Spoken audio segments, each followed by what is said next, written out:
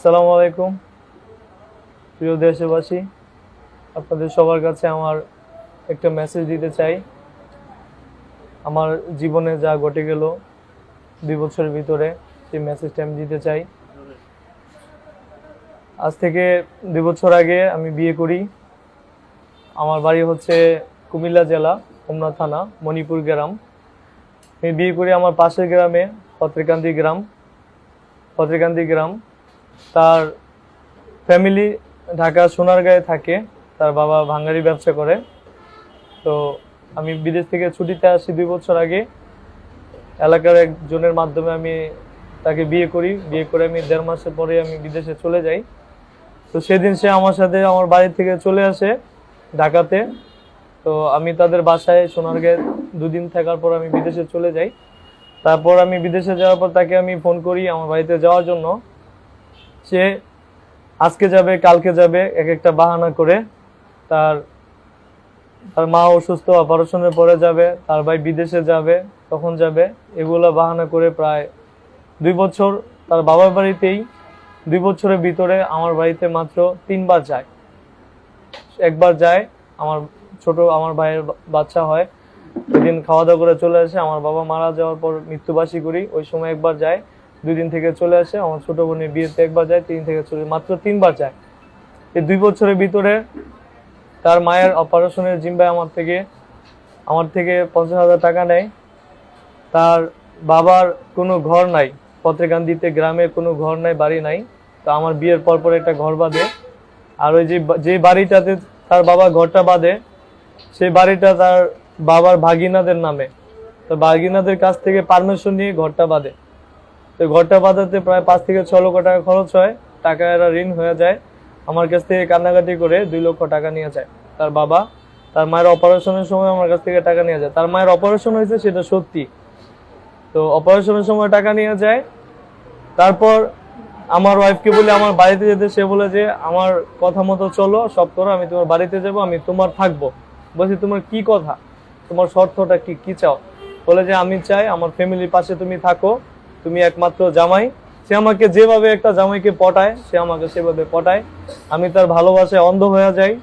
তাকে আমি খুব ভালোবাসি, আমার জীবনের চাইতে বেশি ভালোবাসি, আমার বাবা মার চাইতে বেশি ভালোবাসি। এটা আমার অন্যায় হয়েছে।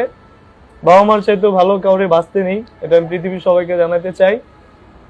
দ্বিতীয় কথা হচ্ছে, তার ভাই সৌদি আরবে লাইন দেয়। আমিও ভিসার বিজনেস করি ওমানে। তো যার কারণে আমি টাকা পয়সা হিসাব করি নাই, যখন যা চাইছে আমি তখনই তাকে দিছি। অনেকেই জানে আমাদের কুমিল্লা জেলার আমি ভিসার বিজনেস করি। আমার আন্ডারে অনেক লোক ওমানে যায়। তো তাদের একটা প্ল্যানিং, আমার কাছে বিদেশে লাইন না দিয়ে বলে সৌদি আরবে আমরা লাইন দিচ্ছি, ওখানে আমাদেরকে হেল্প করো। তার নানা কিশোরগঞ্জে থাকে, তার নানা, তার মা, আমার শ্বশুর, আমার সমুন্দি, আমার ওয়াইফ, সবাই একদিন কিশোরগঞ্জে সোনারগাঁয়ে মিটিং করে আমাকে ফোন করে বুঝায়, তুমি একমাত্র জামাই, তুমি ছাড়া আর কে আছে, তুমি যদি পাশে না দাঁড়াও কে দাঁড়াবে। এই কথা বলে আমার কাছ থেকে 2 লক্ষ টাকা আবার নিয়ে যায়। ইন টোটাল 6 লক্ষ টাকার মতো আমি তাদেরকে শুধু ধারে দিই। সে টাকা আমাকে দেয় না।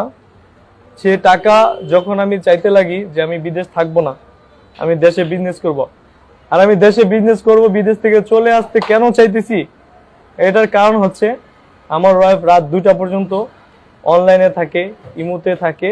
আমি ফোন দিলে বিজি পাই। তখন আমি তাকে জিজ্ঞেস করলে সে বলে ফুফাতো ভাই, খালাতো বোনের জামাই, মামাতো ভাই, এই সেই ফোন করে। আমি বলছি যে এই মানুষগুলোকে তুমি বলো যে আমার স্বামী আছে, আপনারা এত রাত্রে ফোন করলে সে আমার সাথে রাগারাগি করবে, তার মনে কষ্ট হবে। সে বলে যে আমি পারবো না, পৃথিবীর সবাই কিনে আমি থাকতে চাই, তোমার ভালো লাগলে থাকো, নয়তো যাও। তখন আমি তাকে প্রশ্ন করি যে আমার টাকা পয়সা নিয়ে যাওয়ার পর কেন তুমি এই কথা বলো? পৃথিবীতে স্বামীর চাইতে আপন কেউ হতে পারে না। আমি তাকে বলে যে হ্যাঁ, তুমি আপনজন, আত্মীয় স্বজন সবার সাথে কথা বলো, কিন্তু ফার্স্টে আমি তোমার স্বামী, আমি প্রথমে। আমাকে একটু সময় দেওয়ার পর বাকি সময়গুলো তুমি তাদেরকে দিয়ে দাও। আমি এইভাবেও তাকে বলছি কান্না করে যে সপ্তাহে একবার ফোন দেব, তারপরে তুমি আমার সাথে ভালো করে কথা বললো। আমি যদি তাকে ফোন করি, সে আমাকে বলে ঘুমাবো, খাবার খাবো, টয়লেটে যাবো, এটা করবো। তো ফোনটা রাখার পর আমি 2 মিনিট পরে আবার 10 করে ফোন দিয়ে দেখি বিজি। তখন আবার জিজ্ঞেস করে বলছে বিজি হয়েছে, তাতে কি হয়েছে, তাতে তোমার কি? সন্দেহ করো, ধারণা হলে চলে যাও। তার মায়ের কাছে যখন কমপ্লেন করি, বিচার দেই, তার বাবাকে কমপ্লেন করলে বলে যে আমি জানি না, তার মাকে বললে যে হাজার লোকের সাথে কথা বলে, তোর ভালো লাগলে থাক, না পারলে তুই, না লাগলে তুই চলে যা। তখন বলছে মা, আমার আমার জীবনটা কেন নষ্ট করতে চান? আমি তো বিশ্বাস করে আপনাদেরকে এত লক্ষ টাকা দিলাম, দেখুন আমার বউটাকে আমার বাড়িতে দিয়ে দেন না।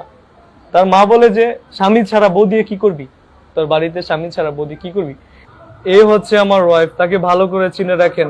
বিভিন্ন ছেলেদেরকে মেসেঞ্জারের নাম চেঞ্জ করে, ইমুতে নাম চেঞ্জ করে ছেলেদেরকে পাগল করে অর্থের জন্য। পৃথিবীর সবার কাছে আমার একটাই দাবি, যে একটাই কথা প্রশ্ন, যে স্বামী যদি বিদেশ থাকে, ঢাকা শহরে চাকরি করতে যায়, তাই বলে কি নিজের ওয়াইফ কি তার বাবা মায়ের সাথে থাকবে না?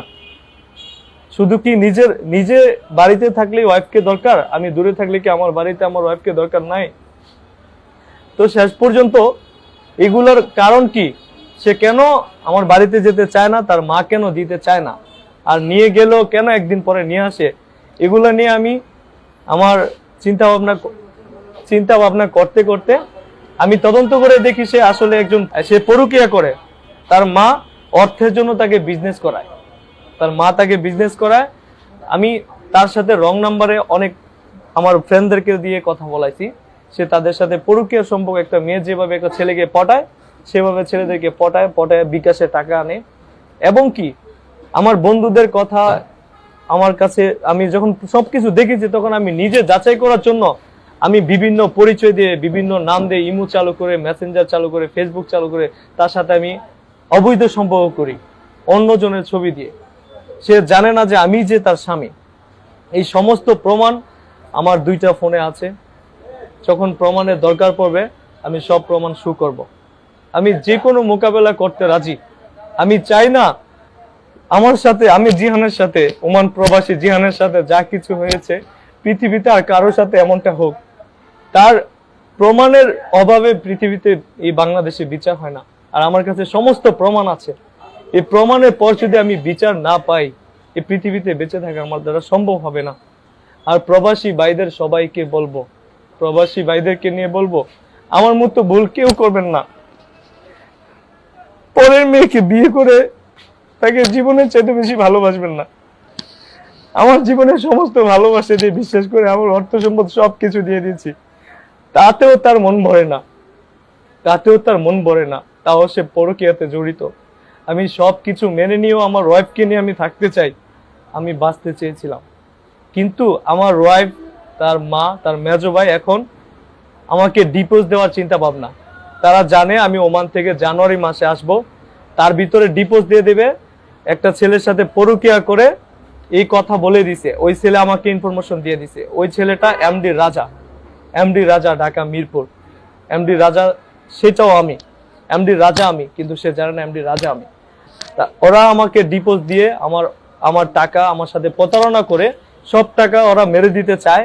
এজন্য আমি আজকে 28 তারিখ আমি ওমানের রাতে বিমানে উঠি। আজকে 28 তারিখ বাংলাদেশের টাইম সকাল 10টায় বাংলাদেশে নামি। তারপরে এসে আমি সমস্ত মিডিয়ার কাছে আমি বিষয়টা আমি জানাই। এবং কি পৃথিবীর সবার কাছে আমার একটাই দাবি, আমার সাথে সবাই থাকবেন। অন্যায়ভাবে আমি কাউকে চাই না, আমি অন্যায়ভাবে আমার পাশে কাউকে চাই না।